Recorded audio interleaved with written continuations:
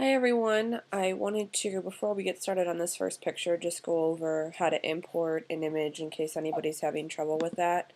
Um, the way that I do it would be to go up to File and then down to Import here. I don't have my camera plugged in right now, so there's nothing to import.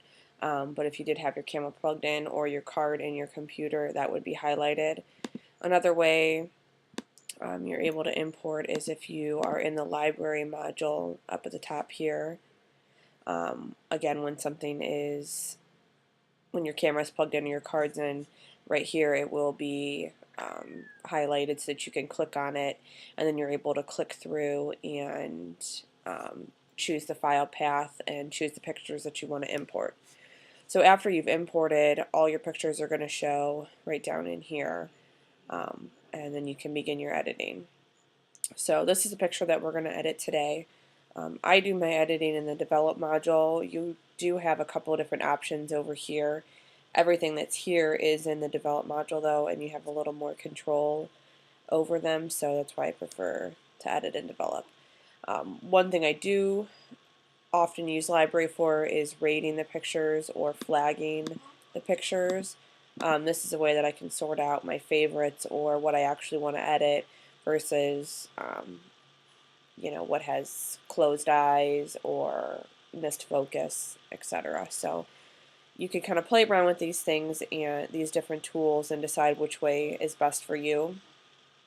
Something else helpful is if you had two of the same pictures, you could highlight them both. On my Mac, I hit Command and hit the second picture. I would guess on a window it would be Shift that you would use, but I'm not positive. But you can also hit this button here with the X and Y, and it'll show you the two pictures side by side so that you could zoom in on the face to see which picture you prefer. But we're going to work just on this one today. So I'm going to click back over here to the develop module. Now, right up here you can see the different settings for the picture, so that's helpful when you're trying to learn your settings or remember what you used, or if the picture didn't come out exactly perfect, you could study the settings and kind of decide what you would have done differently so that next time you're shooting you can take that experience and learn from it. So I shot this one ISO 250, f2.2, and my shutter was 1/800. This was right before sunset, and as you can see, the sun was just setting behind the rocks over here. So the first thing that I do when I'm starting a picture would be edit the temperature, the white balance. It looks pretty good in this picture. I did set it manually, but I am going to bump it just slightly to about 60-50. I just like the warm glow of the picture and just want to add to that a little bit. And then I'm also going to bump the tint to about 0.4. As you can see here, sliding the slider this way makes the picture overall more blue, sliding it this way makes it more yellow, sliding this way makes it more green, this way makes it magenta. If you were looking at a color wheel, these colors are actually opposite each other on a color wheel. So if you're ever having trouble getting rid of a certain color cast in an image, the best way to do that is to find the color that's opposite on the color wheel and add more of that to the picture to counteract what you have too much of. Another trick doesn't always work perfectly, but if you're really struggling, you can try to take this little dropper here and zoom in, and you're able to pick a neutral part of the image, so a neutral white, and it will read the white balance for you. So as you can see on there, on his shirt, that got us to be 2 white. Over here I can see, if you're looking over in this corner here, you can see what that's going to do to the picture. So for some images it works, some it doesn't. I find that if I'm able to use a dropper, it's normally when I'm doing a studio image inside where all the light's even and the same. He's kind of in the shadow here, which is probably why that's reading so much warmer. But that's what that's used for if you ever do want to play around with that. If you come down here, you can see that we're able to adjust the exposure and contrast. Exposure looks good. I'm not going to adjust anything on that. I am going to bump the contrast a little bit just because with the sun behind, it can kind of wash them out a little bit. So I am going to bump this to about 20. And there's no real science to that. It's just kind of what looks good to me. The reason I stopped at 20, I like that I got some more detail back in the blue and in the dark here without making them overall too dark. If you move down here, you see the highlights, shadows, whites, and blacks. Highlights adjust just that, the highlights. So I'm going to pull this back just a tad, just to get a little bit of detail back from around the rock and in the water here. Shadows, I might bump up just slightly, again, because technically they're in the shadow here, so I just want to brighten them a little bit. I'm also going to pull the blacks back just a little bit. Black and contrast sort of do the same thing. Where they differ a little bit is contrast will affect the overall picture, where the blacks are just going to work in this portion of the histogram, or I'm sorry, down here in this portion of the histogram. So these different color ranges that are actually that dark. Moving down here, then we have clarity, vibrance, and saturation. Clarity in this picture I'm going to bump up just a little bit.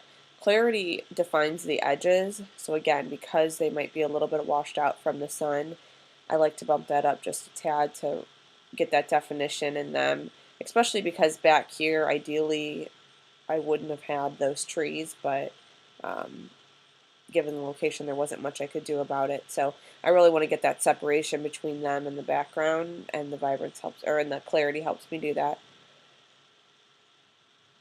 Vibrance affects just how vibrant the colors are, exactly how it sounds. So you can see if I bump it high up on here, we're starting to really pull out the colors. I use this sometimes. A picture like this with the sunset and the gorgeous colors would be a time that I would use that. So I'm going to bump this to about 10 or 11. Saturation. You would think that saturation is similar to vibrance, but where saturation is different is it's actually trying to add more of that color to the picture. So when you add too much saturation to the image, you can actually blow out the different colors, similarly the way that you could with an exposure, where if you add too much of one color detail to the picture, you can actually start to add grain to that color family in the image. So most of the time, I leave saturation just exactly where it is at 0. Now you can come down here to the tone curve. Tone curve affects the overall light and dark of the image. You're actually able to, you can see the histogram in here, you're able to manipulate the way the tone is in the image by pulling down on here. So you see when I pull it down in the center, it's taking all of the colors that are in the center of the histogram and darkening them. I don't want to do that, so I'm going to actually go up here and undo that. One thing that I like to do, it's sort of popular right now to have that matte look or film look to a picture.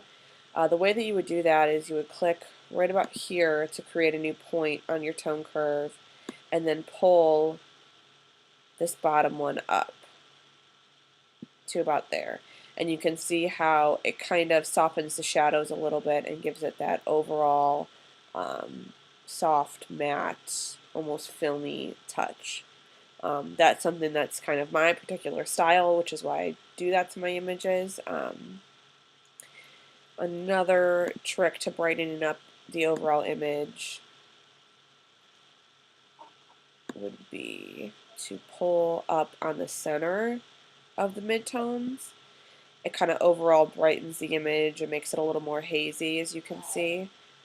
I'm going to go back and then redo that so you can see the difference. So there is with the tone curve just straight,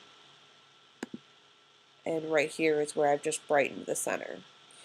So I'm actually going to do a little bit of both for this picture. I'm going to brighten the center like that, and then I'm going to pull up and give myself the matted look. And moving down here, I stay in the HSL. That's where I work. Normally I start with luminance. Luminance is how bright a specific color is going to be in an image. When you move this way, that color is going to become a little bit brighter. Not so much the saturation of the color, but the actual like brightness and amount of light that's being added to that picture. So one thing that I like to do in all pictures, inside, outside, no matter the lighting, I pull the orange and the yellow up anywhere from 8 to 12, depending on the image. But the reason that I do that is because we have a lot of orange and yellow in our skin, so it actually really helps to make the skin glow. And I'll do this in a color image and a black and white image, but it just really helps to give like a fresh looking face, and like I said, helps the skin glow a little bit, which overall makes for a nicer looking image. I also, whenever I have like grass in an image, I normally pull the greens back quite a bit, sometimes 20, I'll sometimes even go further. The reason that I do that is because it just makes it deeper. A lot of times I don't like shooting on grass because it can look neon in the images depending on the time of year and the time of lighting. So I really, this is my friend when I have grass in an image because I can get that deeper green look, so it doesn't appear to be glowing in the pictures. The sky here, there were no clouds in the sky that night, and the sky, so we don't have much blue in the image, but if I did have a picture that did have a blue sky, a lot of times I'll pull the blue and the aqua back as well, like I said, to get that that darker sky and help make that pop. If I would pull the blue this way, it could actually kind of lighten the sky from the picture, so that's why I pull backwards. You can see here that there's the saturation sliders. This is a little bit different than the overall slider that I said that I don't use. I do sometimes use these. It's the reason that I use these instead of the other one is because you're controlling each particular color. If I do use these though, normally I'm not using them this way, I'm pulling them this way. So if there's like just an overall color cast in the image that's not being corrected by the white balance, I might come down here and pull some of the color out this way. I have sometimes pushed the green just a little bit if need be. I'm not going to do that for this image, but you're able to do that if you thought the picture needed that. One little trick is if I go and, like, let's say I wanted to push the yellow really far and then I've changed my mind because I don't like it, you can actually just double click on the slider and it'll go back to 0. So, and then the last one up here is hue. You can see here it's kind of the same concept, like I was saying with the color wheel, where if you would want the picture to have a more orange tone this way, you'd slide the slider this way, or this way if that's the way you prefer it to go. I don't play with these too often. I find that the more that you're trying to mess with the color, the more damage you actually do, and the hue is definitely one of those sliders where I feel like the more that I play with it, the less I like the image. So I typically stay in saturation and luminance. And then lastly down here you can see the highlights and the shadows. I like how we can see kind of the sunlight in all of the highlights here. If for some reason I wanted to take that out of an image, or if there was another color cast that was showing up in the highlights, you actually are able to pick a color along here, or you could actually click on this box and pick.